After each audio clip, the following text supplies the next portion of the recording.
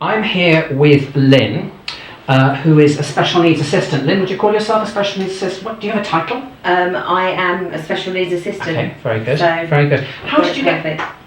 get started?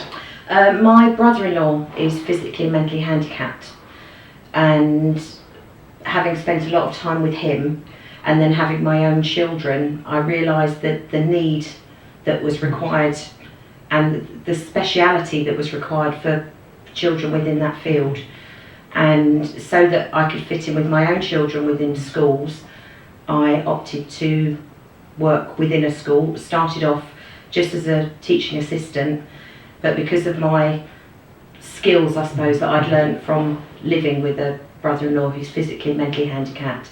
He has autism and Asperger's combined, so he's quite unique. We had some children within the school that I recognised had similar needs, so I was drafted in to support a child who was struggling, and we set up individual programs for him, and it just progressed from there, and I've been doing it for 12 years. Okay, So very good. What kind of age groups do you work with? I work up to year 4, which is age 9. Okay, and the littlest ones are how old? 3.5. Okay. When they're in nursery. So, but then you don't necessarily work with them on a program or anything like that at that age. You just support the need that's required within nursery. So to enable them to improve on their social skills and their concentration and things like that, depending on individual need. How easy is it to recognise a special need when they're very small? It is very tricky. In fact, you notice that they don't conform necessarily with peers of the same age.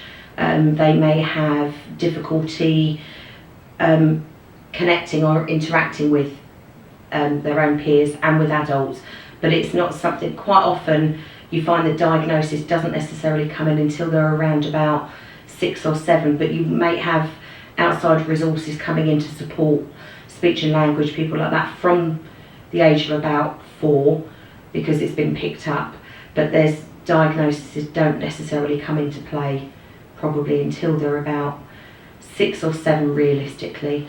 Because it's hard to tell exactly whether It is. Sometimes it can be that a child is just developing slightly slower than others.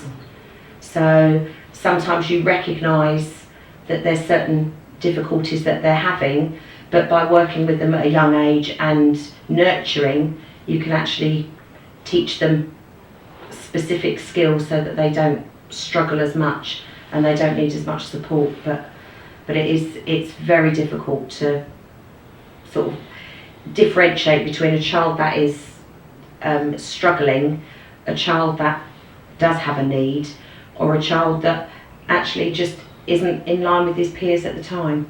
Okay. Tell me about your day-to-day work. I'm currently supporting 2 children within mainstream school. One of them is borderline autistic, and another little boy he comes from a troubled family, so he's bringing in emotional behavioural difficulties. So I support him in the afternoon and basically just follow him through the school process and help settle him within the school, and also how to interact with other children and with adults.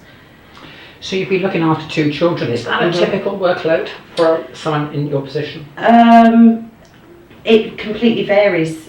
In the past I've supported one child from nursery all the way through to year 4, and just shadowed them, been there one-to-one for the whole day, all day, every day. And there have been times where I've supported different children with speech and language difficulties, or children that are just underachieving or struggling with numeracy or literacy, and I could, in any one week, I could look after or nurture children, and probably 5 or 6. So it always varies and depends on the children that you have within the school at the time, as to what needs they require and how best we can meet them. So really each year's intake, each new year intake, you're not really quite sure how busy you might be, how much time you can devote to any child. Yeah, I mean, we have a full-time Senko, and we have a Senko support who takes children into what we call a quiet area, and they work with them on a one-to-one basis, but it might only be for half an hour, but it supports them for literacy, but that could be every day. So we follow the lesson plan that has been set by the teacher, but you differentiate it so that it's brought down to a level of their understanding. And children have got different levels of need, don't they? I mean, a child can be very clever in one subject, but much slower in others. You know, how easy is it to determine whether that child needs particular support?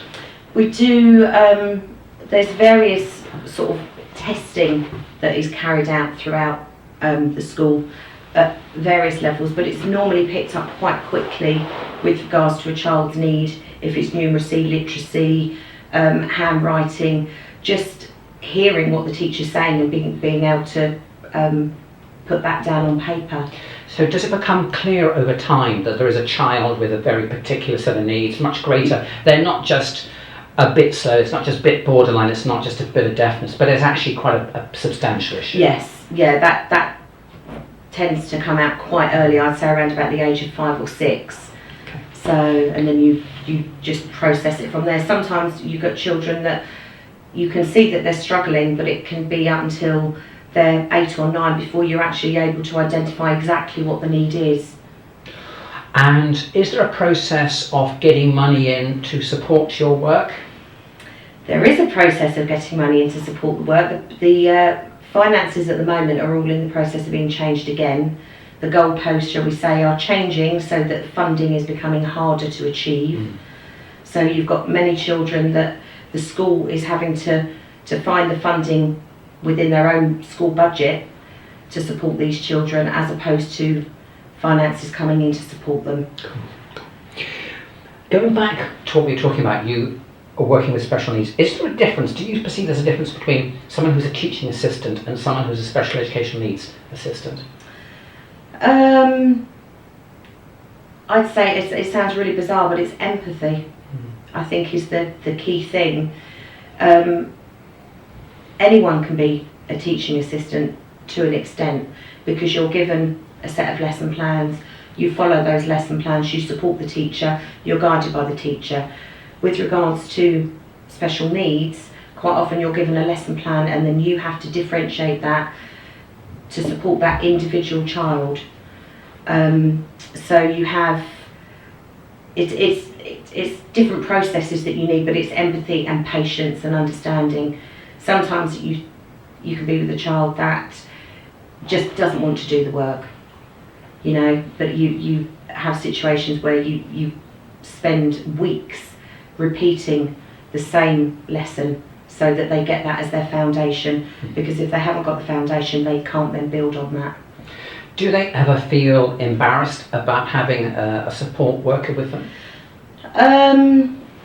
We have had a few children that have found it difficult having a support worker, but we try to make it that they're coming out, they're doing something fun.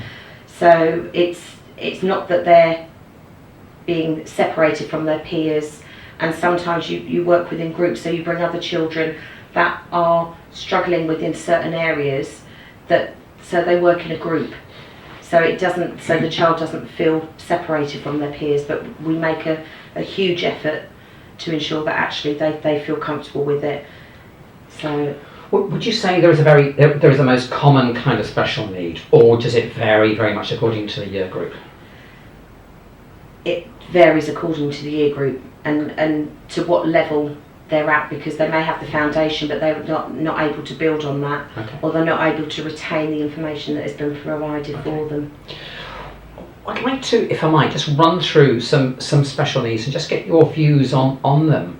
Dyslexia comes up a lot these days, that the needs to identify children who've got dyslexia and support them so they don't fall off at the end of the school year and school period and feel lost. Do you work with many dyslexic children? Have you worked? Personally, I've only ever worked with one child with dyslexia, and that was literally for about 3 weeks while one-to-one was put in place for them because they were struggling.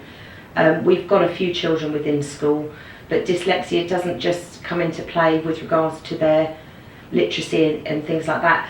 They seem to have difficulty retaining information again, so they might forget their lunchbox, but they remember 5 minutes later that they haven't collected it. So dyslexia is much a bigger picture. What about speech and language problems? Do you get any of those at all? Yeah, one of the little boys that I work with, he has autism, but he does have a speech and language problem, and we follow a very tight schedule and routine that is provided by speech and language therapists that we put into place for them. And would you expect to see speech and language difficulty being part of autism, or because autism in the public mind might be associated with a difficulty of communicating with other people mentally or emotionally, as opposed to not being able to talk properly? They don't go hand in hand. We've got as many children, or I say as many, but there are children that suffer with speech and language. It could be an issue with hearing. So it could be something as simple as that, or it could be as in-depth as there is issues with autism. Okay. So you've had some deafness. Have you worked at all with deaf or we had a little girl recently, probably about 3 years ago, that was struggling. She wasn't picking up information that was provided within the class. It was noticed within her writing and things like that she hadn't picked up key words, key information. So she was advised, parents were advised to go to the doctors. Turned out that actually she did have a problem and she had grommets put in place. Her speech and language improved no end because she was then able to hear the words correctly so that she could pronounce them correctly. But there was a lot of work that went into place using mirrors so that they could hold a mirror in front of their face so that they could see how you were the shape you were forming with your mouth, so that they could see that and try and copy it, so that they were able to sort of form letters and words. What about intellectual difficulties? We don't. That's a really difficult one because actually quite often you have a child that may have an intellectual difficulty, but they may be very, very superior in another way. They might be good at music, they might be good at art or something like that. They might be good at maths, but they don't take on the literacy side and vice versa. So. Behavioural difficulties, we hear a lot about those, and do you get that from, like you talked about, a child from a troubled family? Do you get that kind of problem? That happens frequently, quite often because it's learned behaviour.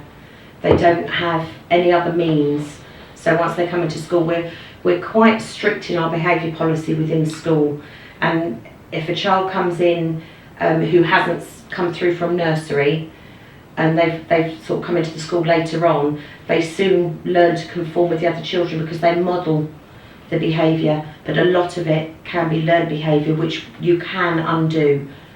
So, and they tend to conform within school, but as soon as they're out of school, the behaviour issues slip back into play. So, what kind of symptoms do you get? Do you get do they bully? Do they get aggressive towards the teacher? Or quite often they're quite overwhelming and overpowering to their peers. So confrontational. They don't understand spatial awareness. So they will be, as you call, in someone's face. They'll be playing with them very close, or they'll be grabbing at them. It's sort of like a caveman behaviour, if you like. They want someone to play with them, so they'll go up and shove them.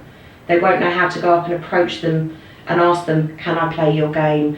Would you like to play a game with me? They don't have that ability to connect with others. So their sort of behaviours differentiate sort of with their peers. And again, with adults, they struggle to understand because they expect to be spoken to quite often the way they are at home, and they respond in that way, and it takes them a while to conform, but they pick up very, very quickly how they should behave. So it just doesn't always fall into place, shall we say. And attention deficit Is that slightly different, do you think? Very, very different. That is where a child, they can see how everyone else is conforming. They understand if you ask them how to behave, they can tell you, but they can't associate that to their own behaviour. They don't recognise it within themselves. And so there may be something chemical going on. Yeah, very much so. There is imbalance, chemical imbalances somewhere, which can provoke behaviours which they can't control themselves, and afterwards they're quite shocked about how they've behaved. They don't understand it, they can't control it. Are schools using, I mean, we hear in America that they use Ritalin and stuff. Do British schools use chemical treatments at all? Drugs? I've been aware of a child that has, but not any that have been within our school. It's not something that is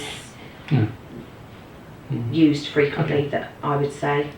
You have a child at present who's autistic, is that right, did you say? Yes, yeah. Okay. Work with a little boy and who's autistic. How does that manifest itself?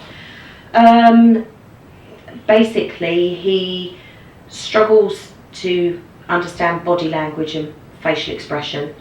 He doesn't understand other people's boundaries, and he gets frustrated. Autism, I mean, he's quite mild to, I mean, he's got speech, he's got understanding, but he's very literal with everything that you say to him. If you, one of the programs that we use is idioms. So we will come up with different things. If you say something like, he's got green fingers, he will look at your hand expecting you to have green fingers. So we try to teach them idioms so that they can understand general day-to-day conversations and things that people come up with that are not always exactly how they might appear. Okay. What about visual impairment and blindness? Do you get blind children at all? Last year I was supporting a little girl who had severe visual impairment. Her level of understanding was severely impaired because of her visual impairment. She would repeat things. She would, they call it echolalia, so she would repeat. If I said, let's go and play with that toy, she said, let's go and play with that toy. She wouldn't be independent in her own thoughts. She would be guided the whole time. So, but with the visual impairment, once we worked out a program and we used certain computer programs and iPads, she then came into her own. And once she was working independently, she would then be able to prompt her own conversations, which had been a struggle before because there was also concerns that she might have levels of autism. But actually, when you look into her particular visual impairment, there were quite a lot that walked hand in hand, but something that she would grow out of later. So you must find really that kind of human beings are not straightforward, that we can all have different traits and behaviours. We've all got different idiosyncrasies. Sometimes they manifest into being a special needs. Sometimes they are just that child, that's just the way they are. They don't have a special need, they don't have an issue with social interaction, they don't have speech and language issues at all, no vision impairment, that is just them. So, but it sometimes takes a while for it to be recognised that that is just the way that child is. Lynn, do you assess children? I mean, I'm thinking about these things, P scales and pivots. Yeah, I haven't personally used pivots, but we use P scales. Okay. And you use that to assess whether a child has got special needs, isn't that right? Yes, we do, but they also work as a program for you to identify the different areas that they may be struggling in, because the P scales come in P1 to P7. They've all got different sections within that, and you work out where the child is within that scale, and then you work on the areas that they're struggling with. And is that a useful tool? Very useful, very useful. I think P scales is a very, very good program. We use it frequently. So it gives you a benchmark really to compare children and assess levels of need, perhaps. Yeah, definitely, definitely, and it also helps with their funding. Okay. So you can identify, you can demonstrate that the child has a need. Yeah, it's recognised, or it was. I don't know about now because the funding goalposts have moved, as I say. So P scales may not be something that if you were on a P scale, you would get a certain amount of funding, whether it be £100 for the year, whether it be £5,000 for the year, but a P scale would give a certain amount of funding to support or allow support. You talked about using technology, about iPads or about using a computer. Does the work of the SEN Assistant involve, do you use technology as tools? We do, very much so. And years ago it used to be children didn't have computers and things like that until they went to middle school or high school, whereas now they're using them in the nursery for hand-eye coordination, and just interacting, learning to share, turn taking, all of those things as well for computers. So you're a fan of technology then? That's a tricky one, because quite often the children can get so engrossed in using technology that they forget how to play independently and use their imagination. And imagination is a huge thing that is missing with children in special needs. But understanding what you say, but putting that to one side, when you talk about hand-eye coordination or overcoming certain kinds of difficulties, technology has a role to play. It does, as well as using PE equipment to help with hand-eye coordination or crossing their midline. Some children find it very difficult to actually cross over from one side of the body to the other. When they're using computers or technology, they learn to do that. They learn to become ambidextrous, if you like. They use two hands to work the iPad, to use the computer. Lynn, tell me, what do you think is the best thing about your job? What do you enjoy most about your job? Oh, the results. Seeing a child who struggled initially with something, and then they come in and they're confident and they're happy to go about doing an activity, or for me in particular, the social interaction. Seeing a child who spends many a time in the playground on their own, not knowing how to interact, and then seeing them go and approach other children, using the skills that you've taught them, it gives you such a huge, I don't know how to explain it. A buzz? It's more than a buzz. It's more than a buzz. You feel that actually you provided that child with the means to move forward. It's a very special gift for you, isn't it? It is. And when you see a child progressing and you think actually they're going to be okay, it gives you a huge, it's heartwarming to see that happen. Are there any disadvantages to your job? Getting attached. So not reaching a point when you realise that actually we have done as much as we can for that child, and the only option for them is to leave mainstream school and having to go to a special school, which isn't necessarily the right school for them, but it's better that they have different advantages, different options that we wouldn't be able to provide in a mainstream school. Okay. That's the hardest. Do you tend to work closely with teachers? Yeah, we are. Personally for me, each week I'm given a lesson plan for what's going to happen within that class. I then look at that, determine whether or not that would be okay for the child that I'm working with to access the curriculum in that way. If not, then it's down to me to go and determine how we can teach the same lesson but in a different way. So, but it's always supported by the teacher. Whenever I've gathered anything, I just go to them for them to confirm that that is okay, they're happy with that's the way for us to go. And are you happy what you're doing? Would you aspire to become a teacher or not? No, I like what I do. So I love the children that I work with, and I feel that if I was taken away from that and having to do the lesson plans, I do all that within the children that I work with, but to have to do that for 30 children within the class, that's not my bag. I like working hands-on. Okay. I want to be with them and work with them. And the school has got a Senko or two Senkos? We've got a Senko and we have a Senko support. Okay. So, and basically they work hand in hand together, sorting out IEPs, the individual programs for the children, setting targets for the children, and also doing assessments. So they work together. Okay. And you talked about preparing learning materials, haven't you?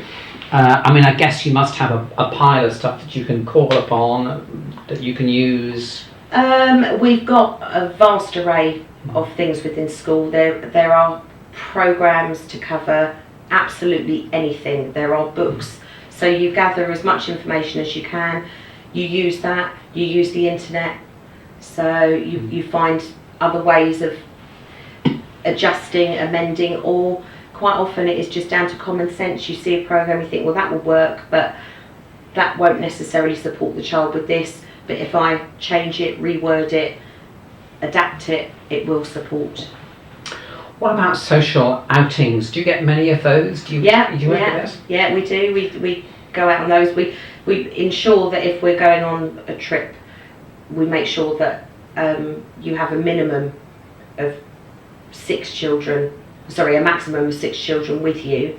So we make sure that everyone's covered, and I will stay as a one-to-one and purely a one-to-one for the child that has a need.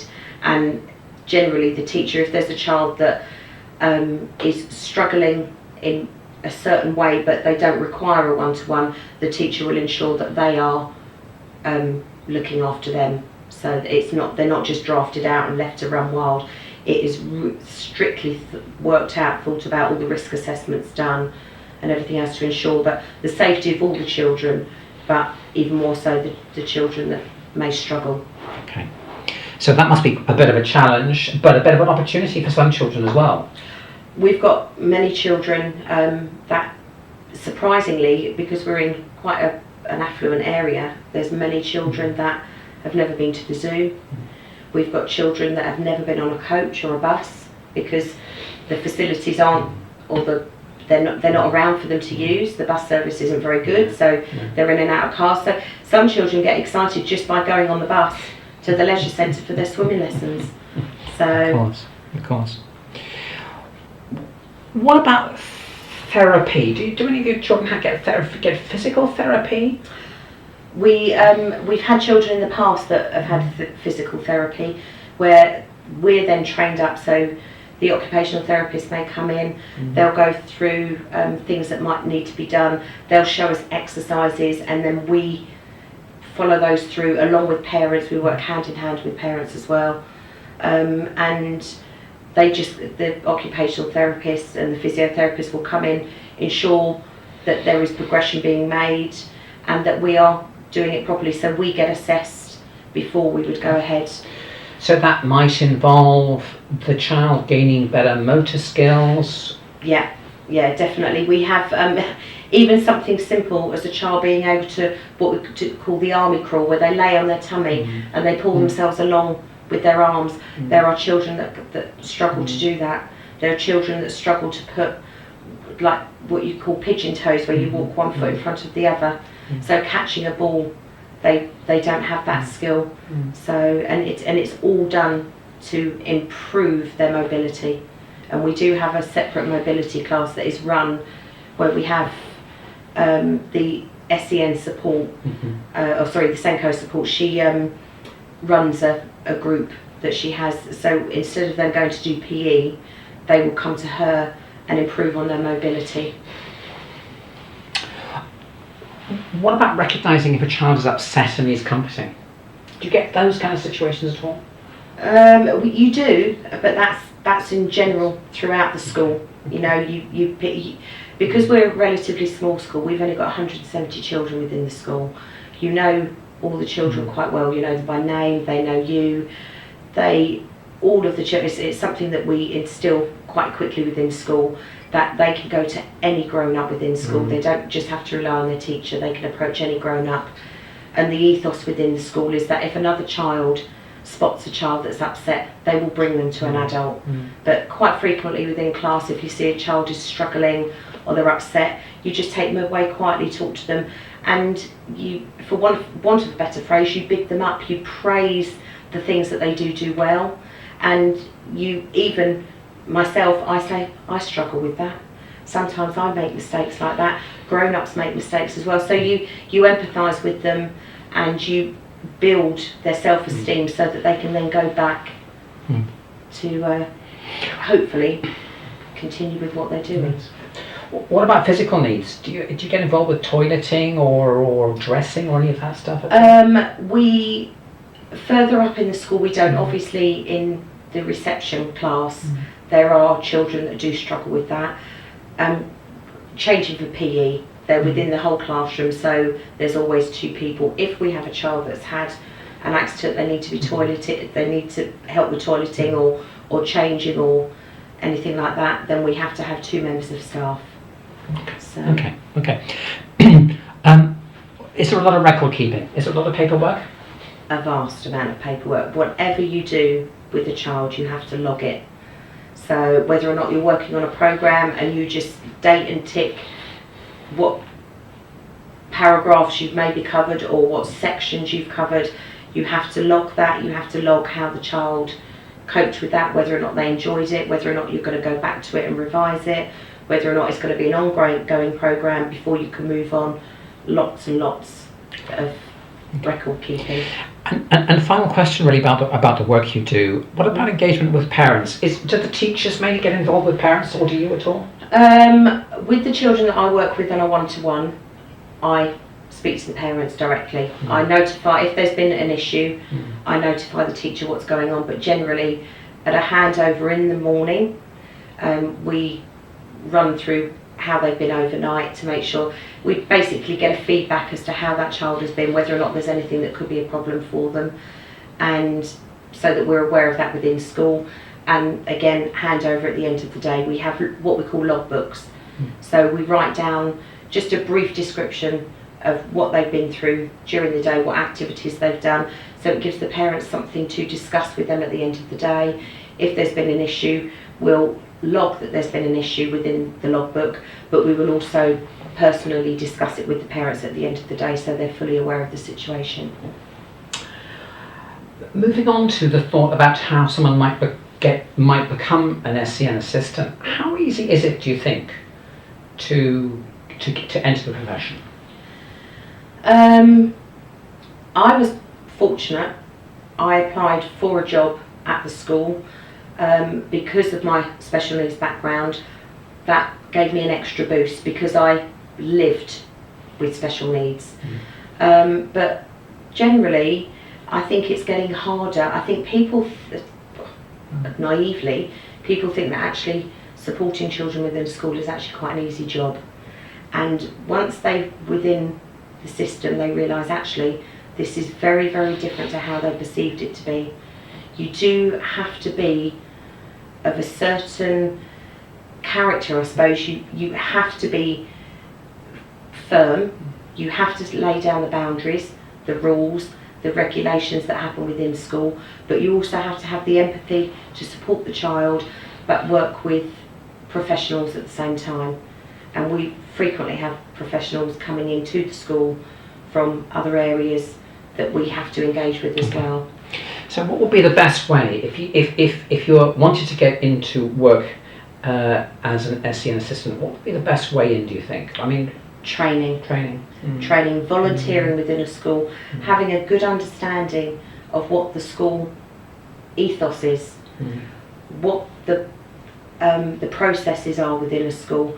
It's not just you come in and you play with the children.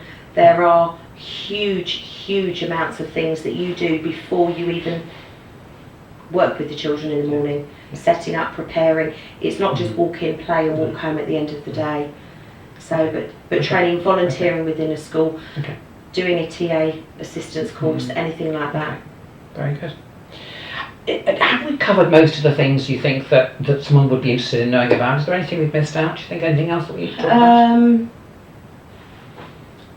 No, I think in general you've covered everything. It's specifics. If anyone has a specific question, that comes up individually with each child or each person.